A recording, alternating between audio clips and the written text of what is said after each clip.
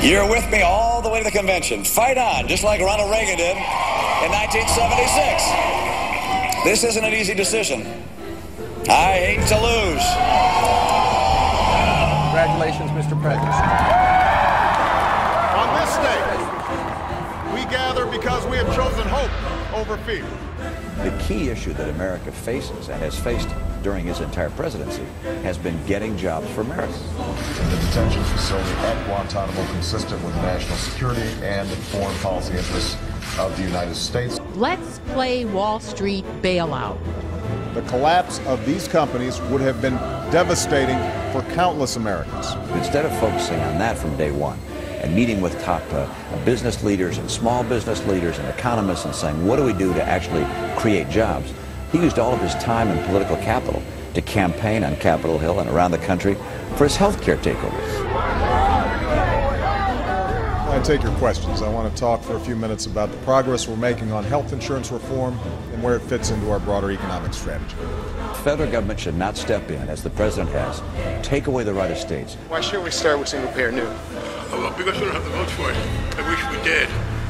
I think if we get a good public option, it could lead to single payer, and that's the best way to reach single payer. I think what you're seeing out there is a lot of frustration with a process that was fast-tracked, it was not transparent. You don't trust me?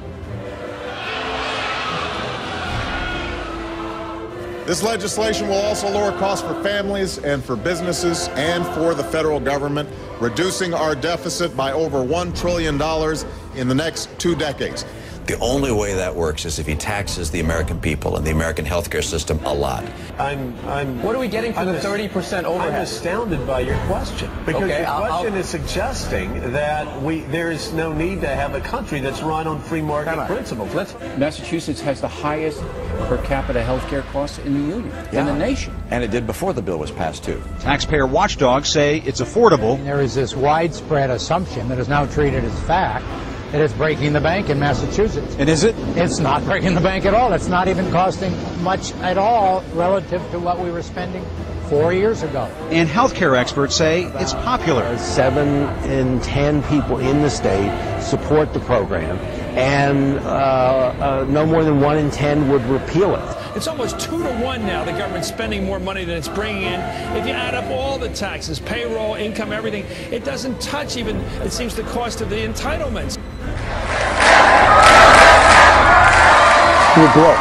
Like nearly every state across the country, we don't have any more money. And he borrowed all that money, $787 billion, and not one new net job in the private sector. The only sector that grew was government. That's the one sector that should have shrunk. We're going to solve our part of the mess we inherited.